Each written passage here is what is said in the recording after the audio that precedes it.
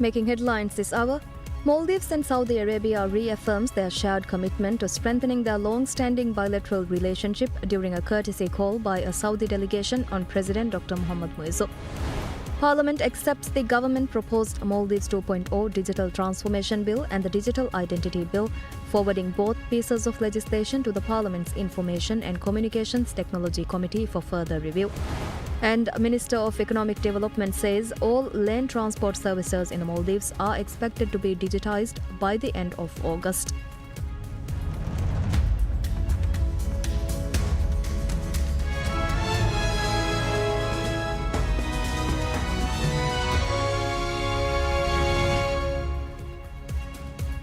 Bismillahirrahmanirrahim. Assalamu alaikum. Welcome to PSM News in English with me, Hafiz Abdul Sattar. Now the news in detail. The Maldives and Saudi Arabia reaffirms their shared commitment to strengthening their long-standing bilateral relationship during a courtesy call by a Saudi delegation on President Dr. Mohamed Muizzu at the President's office.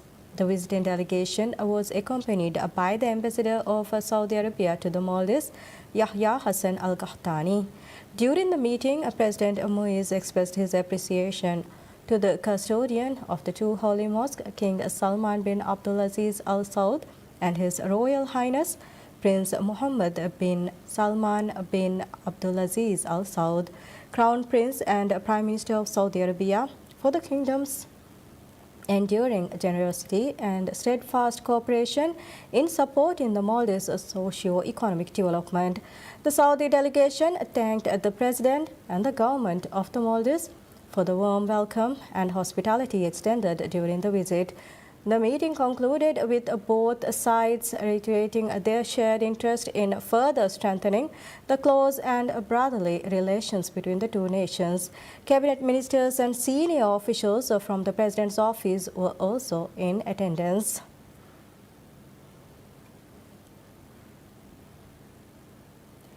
As part of the official negotiations towards a free trade agreement (FTA) between the Maldives and India, consultations have been held with relevant stakeholders on technical barriers to trade (TBT).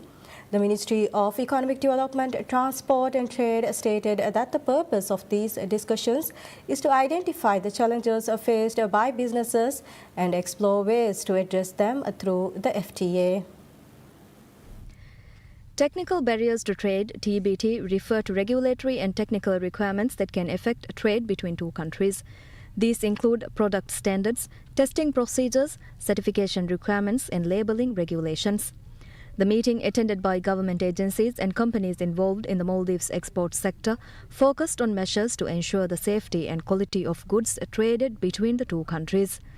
Discussions covered sanitary requirements to ensure imported and exported products are safe for human and animal health, as well as phytosanitary measures designed to protect plants and agricultural products. The decision to launch negotiations on a free trade agreement between the Maldives and India was signed during Indian Prime Minister Narendra Modi's official visit to the Maldives last year. In March this year, the two countries agreed on the terms of reference (TOR) required to begin the negotiations. The TOR serves as the framework that sets out the scope, objectives and procedures for negotiating the agreement before the final FTA is concluded. President Dr. Mohamed Muizzu nominates two candidates for the post of Commissioner General of Taxation at the Maldives Inland Revenue Authority, MIRA, following the resignation of Hassan Zarir. The position became vacant after Zarir resigned upon his appointment as Minister of Finance and Public Enterprises. In a letter to the Parliament, President Muizzu said the two nominees were selected from among applicants who responded to the public call for applications for the post. He stated that both candidates were considered suitable for appointment. The nominees are Muhammad Halim Abdul Ghafoor of Sadage Takhandu, Halif Atoll, and Fatmat Amiza of Kozi Round, Gaddu, Gaftal Atoll. Halim holds a master's degree in professional accountancy from the University of London and has extensive experience in the accounting profession. He currently serves as president of the Institute of Chartered Accountants of the Maldives. Amiza holds a master's degree in accounting from Monash University in Australia. She currently serves as a Deputy Commissioner General of Taxation at MIRA. The nomination has been referred to Parliament's Economic Affairs Committee for review. The committee is expected to interview both candidates before submitting its recommendation to Parliament, where the appointment will be decided through a vote of members. The Parliament accepts the government-proposed Maldives 2.0 Digital Transformation Bill and the Digital Identity Bill, forwarding both pieces of legislation to the Parliament's Information and Communications Technology Committee for further review. The two bills were submitted to Parliament by the government on the 15th of June. Following debate among members, both bills were accepted unanimously by those present. Under the Maldives 2.0 Digital Transformation Bill, a new government agency, the Maldives Digital Service, will be established to coordinate and manage digital transformation initiatives and the country's digital governance framework. The proposed legislation states that the agency will facilitate the development of an interoperable digital ecosystem and establish registries that state institutions can use as the authoritative source of data exchanged between government information systems. The framework is also intended to support secure data sharing across the public sector. The bill further provides that the Maldives Digital Service will be responsible for delivering the state's information and communications technology (ICT) services and maintaining government computer network and digital infrastructure. Once enacted, the legislation will establish the Maldives 2.0 Digital Transformation Program to strengthen the country's digital governance framework. Based on a digital-first approach, the program aims to modernize the delivery of public services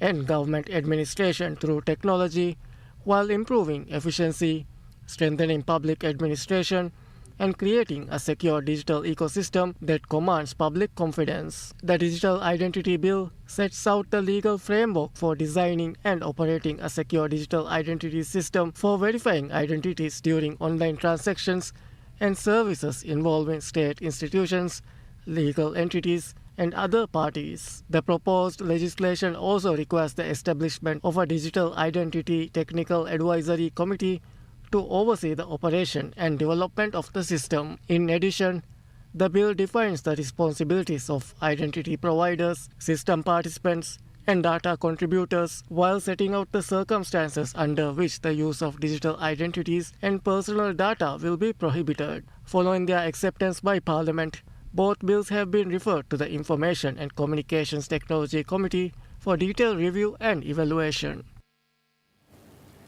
Minister of Economic Development, Transport and Trade Mohammed Saeed says all land transport services in the Maldives are expected to be digitalized by the end of August. Responding to questions from members of Parliament, Saeed said applications for transport-related services are already available online around the clock. He added that the government is working with OneGov to introduce a more modern and efficient digital system. According to the minister, the new system is intended to provide a long-term solution to the difficulties currently faced by the public when accessing land transport services. He said the government aims to complete the digitalization of all land transport services before the end of August. Saeed also noted that efforts are continuing to connect the entire country through the Raj Transport Link RTL high-speed ferry network. According to the government's target, all inhabited islands are expected to be connected under the RTL system before the end of January next year. At present, RTL services operate in 15 atolls using 35 high-speed launches, while services have yet to begin in 5 atolls. Minister of Infrastructure, Housing and Urban Development, Dr. Abdullah Muttalib, reveals the government plans to enable essential services for residents of Hulumale Phase 2 to be provided on plots allocated to private owners. The minister made the remarks during the inauguration of the project to install additional lifts in the Hia Towers. Dr. Muttalib said that more than 2,000 plots had been allocated to Male residents in Hulumale Phase 2 and Phase 3. At present, these plots are designed solely for residential use. However, He stressed the importance of allowing private sector investment so that essential services could also be established within these areas. He noted that similar services are already available on privately owned land in Male and said residents of Hulumale should have access to the same opportunities. He added that this approach would not only benefit plot owners but also strengthen Hulumale's economy by creating new jobs and business opportunities. He added that the government would work closely with the private sector to develop plans to facilitate this policy. The aim, he said, is to overcome land constraints and the shortage of essential services by making better use of existing plots. Turning to the HIA housing scheme, Dr. Muttalib acknowledged that one of its biggest challenges is that many families living in two-bedroom flats have since grown in size but currently have limited opportunities to move to larger accommodation. Although he did not announce any specific measure, the minister said the government recognizes the difficulties faced by HIA residents and is considering possible solutions. He said future housing policies would focus on improving the living standards of those already residing in government flats while creating opportunities for them to move into larger, more comfortable and better quality homes. He added, the government remains committed to improving housing conditions and expanding options for residents.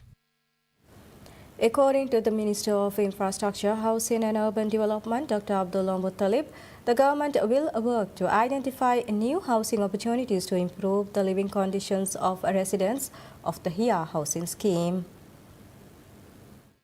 Speaking at the ceremony marking the completion of the installation of additional lifts in the HIA apartment towers, Minister Muttalib said that many families who were originally allocated two-bedroom HIA flats have since grown in size with more children, creating a need for larger accommodation. However, he noted that relocating residents is not a simple matter, as priority for available housing must continue to be given to those who have no housing at all. At the same time, he said the government is working to resolve the difficulties faced by existing HIA residents and to create opportunities for them to move into more suitable and spacious housing where possible. Furthermore, Minister Muttalib acknowledged that establishing services to cater for such a large population has been challenging. He explained that the availability of land in the HIA area is limited because plots originally designated as open spaces have already been allocated, making it difficult to develop additional public services. Nevertheless, he said that over the past 2 years, the government has undertaken extensive efforts to improve living conditions in the HIA neighborhood and remains committed to continuing these improvements. According to studies conducted by the ministry, Maldives currently lacks a comprehensive long-term national housing plan. The ministry has also previously revealed that a number of beneficiaries of earlier housing schemes no longer wish to live in the flats they were allocated. It said such issues can only be addressed through housing projects that are tailored to the varying circumstances and needs of different groups of people. The HIA housing project, completed in 2018, consists of 16 residential towers, each 25 stories high. Following the change of government in 2018, the handover of the completed flats to rightful beneficiaries was delayed for an extended period. The government at the time repeatedly cited various reasons for not handing over the apartments. After growing public criticism and numerous complaints, the HIA flats were eventually handed over to beneficiaries 2 to 3 years after construction has been completed. However, the manner in which the handover was carried out left many residents deeply disappointed. Many apartments were handed over before finishing works had been completed, bedroom doors were missing, while numerous basic fixtures and facilities expected in complete homes had not been installed. In addition, many essential public services required for such a densely populated residential area had yet not been established. Residents of HIA towers continue to face numerous hardships until the administration of President Dr. Muhammad Muizzu introduced measures aimed at addressing their concerns. The Regional Green Economy Forum 2026 will be held. The Regional Green Economy Forum 2026 will be held in the Maldives from 29th to 30th July.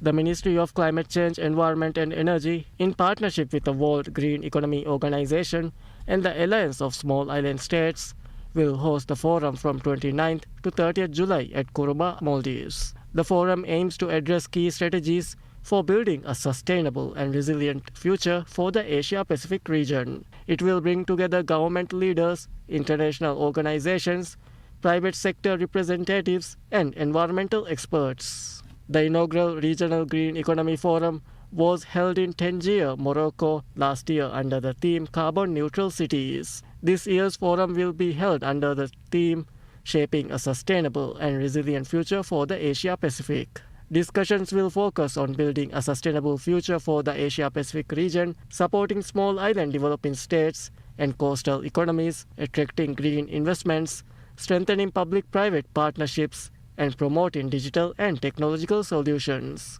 The forum will also seek to advance the Blue Economy Roadmap. The forum is also intended to help shape regional priorities ahead of COP31 and the World Green Economy Summit. The ministry has now opened registrations for participants through a QR code shared on its social media. The Ministry of Climate Change, Environment and Energy announces that preparations are underway to launch renewable energy projects that will generate more than 50 megawatts of electricity across 24 islands in the Maldives. The projects to be implemented under the ministry's Aspire and Arise programs are expected to make a significant contribution towards the government's target of generating 33% of the country's electricity from renewable energy sources by the end of 2028. Ministry said the projects form part of the energy policy of President Dr. Mohamed Muizzu's administration, with the primary objective of reducing expenditure on imported fuel used for electricity generation while strengthening the Maldives' energy security. According to the ministry, the projects will prioritize environmentally sustainable electricity generation, reducing greenhouse gas emissions, and reinforcing the Maldives' contribution to international efforts to address climate change. President Dr. Mohamed Muizzu has pledged to ensure that 33% of the electricity generated in the Maldives comes from renewable energy sources by the end of 2028. The ministry said the installation of more than 50 megawatts of renewable energy generation capacity across 24 islands will also strengthen electricity services in those islands and improve long-term access to sustainable energy. Ministry noted that substantial investments have been made over the past 2 years to ensure uninterrupted 24-hour electricity services for residents of all inhabited islands. Director General at the Ministry of Climate Change, Environment and Energy, Ahmad Ali, said efforts are progressing at various stages to establish a total of 164 megawatts of solar photovoltaic PV hybrid systems across 101 islands in the outer atolls. The ministry said the Aspire and Arise projects will establish solar power generation systems on islands across both the northern and southern regions of the Maldives. It said the projects will significantly reduce the country's dependence on fossil fuels while accelerating progress towards achieving the president's renewable energy target.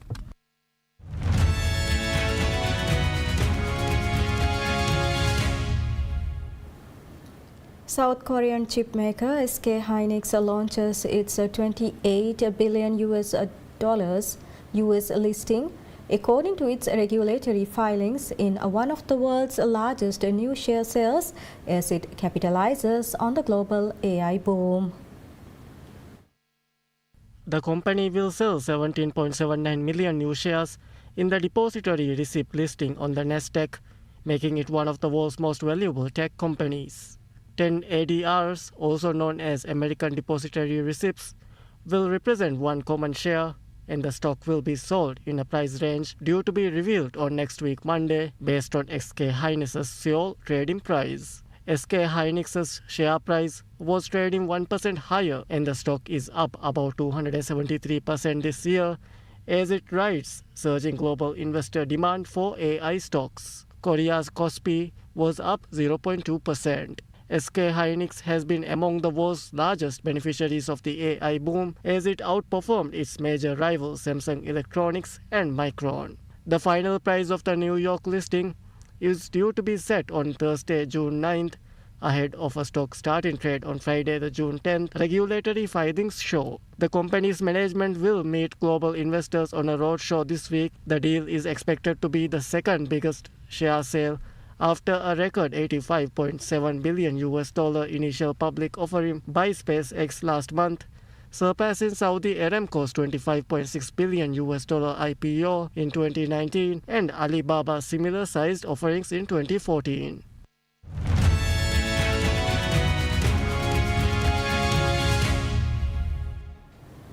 Australia and Fiji signs a landmark defence alliance committing each country to come to the other's aid if either is attacked. The Ocean and Peace Alliance marks Fiji's first ever alliance, while the Pacific nation will become only Australia's fourth formal ally after the US, New Zealand and Papua New Guinea. The Defence Pact comes as external parties expand their economic influence and deepen security ties in the Pacific, and days after Australia signed a security agreement with Vanuatu, under which it will remain the country's preferred security and policing partner. Australia and Fiji also signed the Vuvale Union, expanding economic and security cooperation between the two countries. Venezuela's interim president Delcy Rodriguez announces the creation of a new military unit dedicated to emergency and disaster management as the death toll from the country's twin earthquakes climbed to 3,342 according to figures released by the country's Ministry of Communication.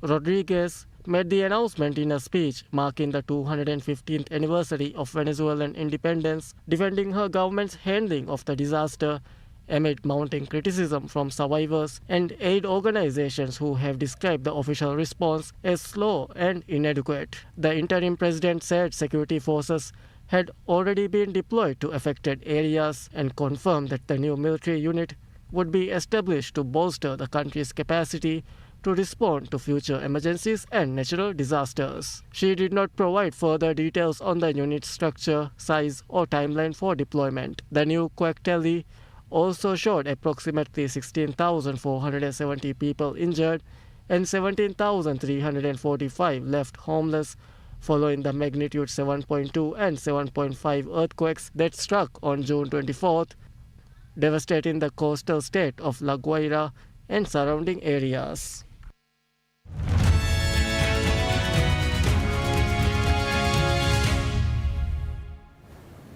Neymar suggests he may have played his final match for Brazil after scoring in their defeat by Norway in the World Cup round of 16. The forward converted a stoppage time penalty in Brazil's 2-1 loss, a result that eliminated the five-time champions and extended their wait for a sixth World Cup title. Speaking briefly after the match to Bruno Formiga, a pundit for Brazilian channel, Neymar indicated that his tenure with Brazil has come to an end. The 34-year-old was moved to tears after the match. It was the national team's worst World Cup performance since 1990. Brazil are now heading towards their longest spell without a World Cup title since they first won the tournament. By 2030, they will have gone 28 years without lifting the trophy. If Neymar confirms his international retirement, he will end his Brazil career with 80 goals and 58 assists in 130 appearances. Neymar has won multiple titles at club level, but his only senior trophy with Brazil was the 2013 Confederations Cup.